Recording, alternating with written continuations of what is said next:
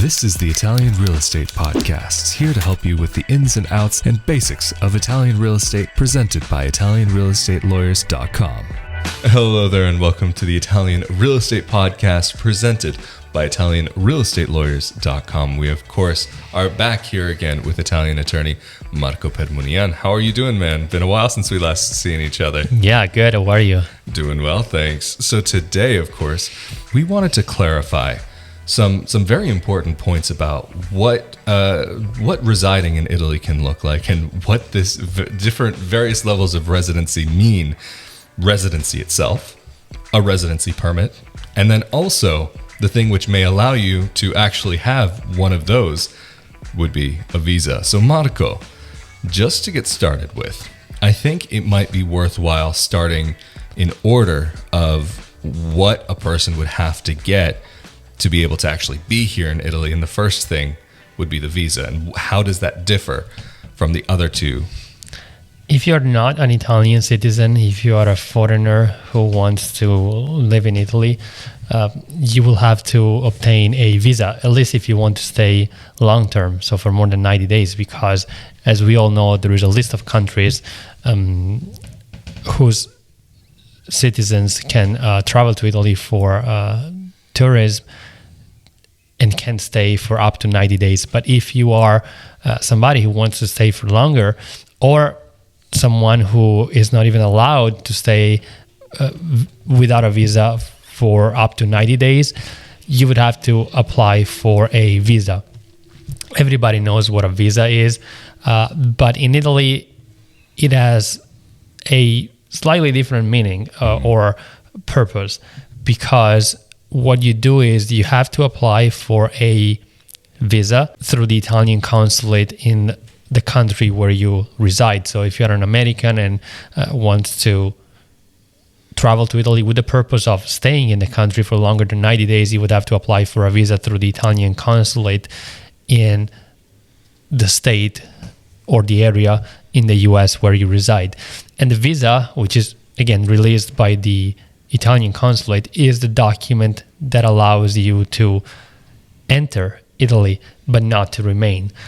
So the visa allows you to enter the country.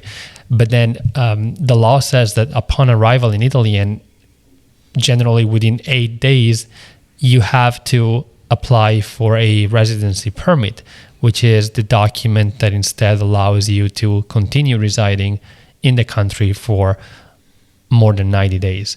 So you apply for the visa through the Italian consulate, and then once in Italy, you apply for the residency permit. Other countries, they only have the visa. So the visa is all you need to be able to travel to that country with the purpose of staying long term. And it's also the document that allows you to stay long term. Mm-hmm. In Italy, it's a combination of two documents that allows you to stay in the country for more than 90 days. And of course, there are different types of visas. You can apply for a work visa, for a student visa, for a retirement visa. We talked about that extensively in other videos. It's called the elective residency visa. There are several types of visas that you can apply for. And once in Italy, you should apply for the related residency permit that you need in connection to your visa to be able to continue residing in Italy. And that was just something that was interesting also that you mentioned about that if a person actually comes to Italy with the intention of living here, they have to apply ahead of time. But for a person who's coming to Italy, maybe just thinking to get started with the purchasing process, do they have to have that same document, or can they come here another way? People from certain countries like the US, Canada, or a lot of countries actually, they don't need a visa to travel to Italy short term. So for vacation, but even to purchase a house or for short business trips. The point is you can stay in Italy if you are a citizen of a country in that list. You can stay in Italy for up to 90 days without the need for a visa. And you can actually return to Italy for 90 more days, but after you have stayed outside of Italy for 90 days. So in short, the rule is you can stay 90 days in, 90 days out, and then 90 days in again, and then 90 days out. So a total of 6 months in a 12 months period of time. In other words, you can stay for 90 days in a period of 180 days, and it doesn't have to be consecutive. Thanks for indulging that little tangent there. I think it was just a little piece of information that I think a lot of people will find helpful and useful potentially, because maybe you don't want to commit to the whole shebang of having to live here, although being able to live here long term, I guess, would have the requirement of being a resident or having a place to actually call home, as you've mentioned in past episodes. But moving on from there, you were talking also about the residency permit itself and how that seems to be contingent on the visa. What is the interaction between the two, and what is the transition between one to the other? How does this all work for a person who's coming here, and what's the real difference at the end of the day? So within 8 days from your arrival in Italy, you have to apply for the residency permit, and you apply through the questura, which is the local police or immigration office. So you have to show up and say that you have a visa that allowed you to enter the country, and now you are looking for your residency permit. It's in most cases it's just a formality. They will release this residency permit because you have a visa. And the thing is, we're talking about long-term residents in Italy. The residency permit is what you renew every year, or whenever you have to renew it. You don't renew your visa, which is a document that allows you to enter the country, but you renew your residency permit as long as you maintain, you're able to continue to meet the requirements. For example, if you apply for the elective residency visa, the consulate abroad will grant the visa to you, but the local police station in Italy, in the place where you go to reside, will issue the residency permit, and then every year you will have to renew the residency permit on the condition that you still meet the requirements, which in the case of the elective residency visa are income requirements. And actually, sorry, just to take it one step back for a second, because you mentioned just now that these people who are getting the visa to be able to enter the country for the purpose of actually remaining here do have requirements that they do have to meet. But this did bring me back to something else that you were just talking about before. For people who are wanting to come here for less than 90 or 90 days or less in a 180-day period, do they also have requirements that they have to meet for actually being able to enter the country? As I mentioned before, there are some people from certain countries that do need a visa, even if they want to travel to Italy briefly for vacation. For example, I'm thinking about people from Egypt. They need a visa even if they want to go to Italy for a 1-week vacation. So in short, we're talking about those countries that do not fall within the visa waiver program. And so for these people who aren't from a country that is a part of the visa waiver program, what type of documentation would they have to provide, or what would they have to do to actually be able to come to Italy for that short period of time?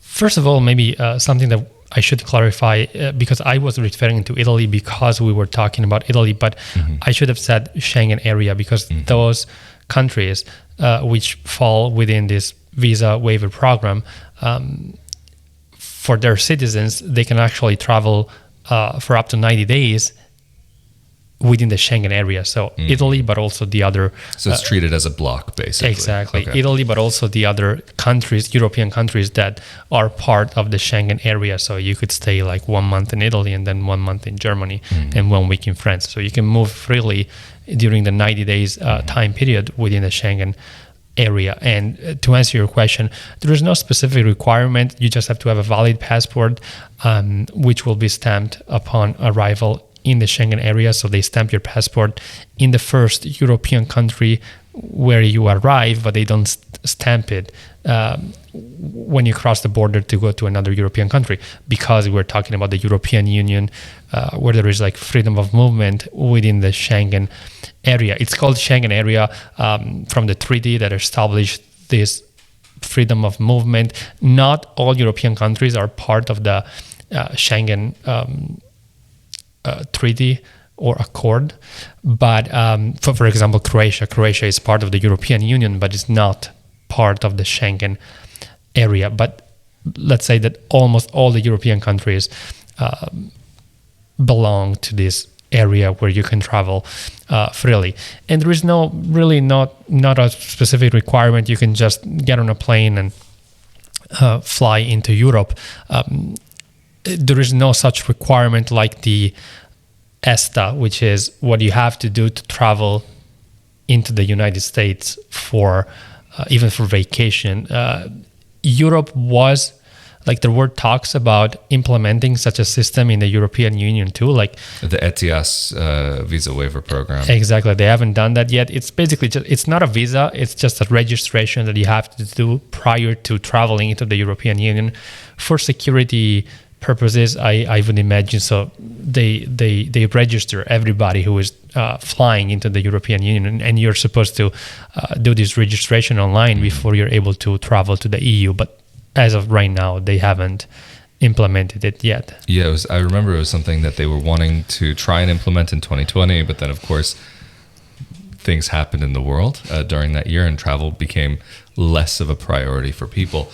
But what you were just saying now also, I think there's maybe an important point to just quickly touch on here. You were saying about the Schengen area, that you could enter really in the Schengen area, and that you could spend a week in Italy, a week in Germany, a couple days in France, and so on. So that means that this 90 days on this that you have to be able to spend to Italy is also partially contingent on what other parts of the European Union that you may have been in. So theoretically, if you've been a week in Germany and a week in France, that would mean you have 2 weeks less than 90 days. Exactly. A lot of people, they don't consider that. And when I tell them, you have spent already some time in another European country that is part of the Schengen area, they realize that they have less time to spend in Italy. And that's a very important point, because, the risk is to overstay, which is something that you don't want to do. Yeah, no, and especially, when you're looking for a home, you want to be able to take your time, not be rushed through it, and especially even to be able to get through the purchasing part of it if you're wanting to be here in Italy. But I know that's something that you do help people with. We've talked about this before, to go through the process and allow you to take care of it on their behalf without them actually physically needing to be here. Yeah, absolutely. We help people who want to purchase properties, and especially in these times, it's not uncommon for people to tell me, I don't want to travel to Italy. I will want to travel in the future, but for now, I want you to purchase my home for me. And that's something that is possible in Italy. You can purchase a property without having to be physically present in the country.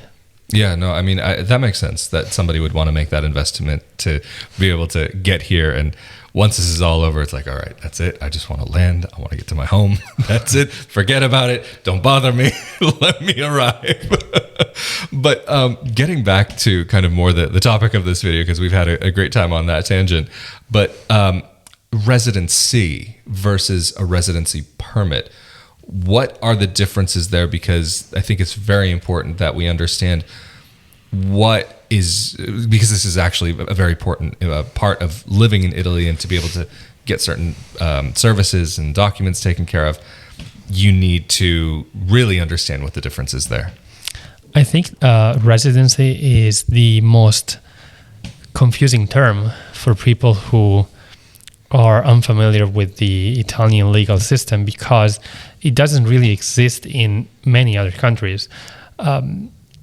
Residency means in Italy to be registered as a resident in a certain town. So you need to be actually put in a registry, which is held in the town hall, and people who come from abroad with a visa and who also obtain a residency permit should also take an additional step and register as resident of a specific town. Basically, in Italy, everybody is registered in a specific town, almost everybody, I should say, because there are also people that are not registered, but most of the Italian citizens and foreign citizens living in Italy are registered, and being registered gives you certain advantages. For example, only if you're a resident of a certain town, you can renew your Italian ID, or you can apply for an Italian passport through the local authorities. So not being registered has certain disadvantages, but there is no consequence if you are not registered. Or, for example, if you want to vote for the elections, and if you're moving from one place to another, you are supposed to register in the new place. So if you get a house for rent in another place, or you relocate from one place to another, or if you purchase another house and you sell your home, you should register in the new place. You cannot be registered in two places. So you just have to, you can only register in one place. But if you move from one place to another, so if you sell your house and you no longer have a house in that town, but you buy a house in a different town, you should register in a new town. Again, there is no consequence if you don't do it, but there are certain advantages if you do it. And this applies to both Italian citizens and non-Italian citizens residing in Italy with a visa and the related residency permit, because you can't register as a resident if you are a tourist. So a lot of people ask me, like, I will be in Italy for 90 days. Should I register? The answer is no. Only if you are a long-term resident, you should register as a resident.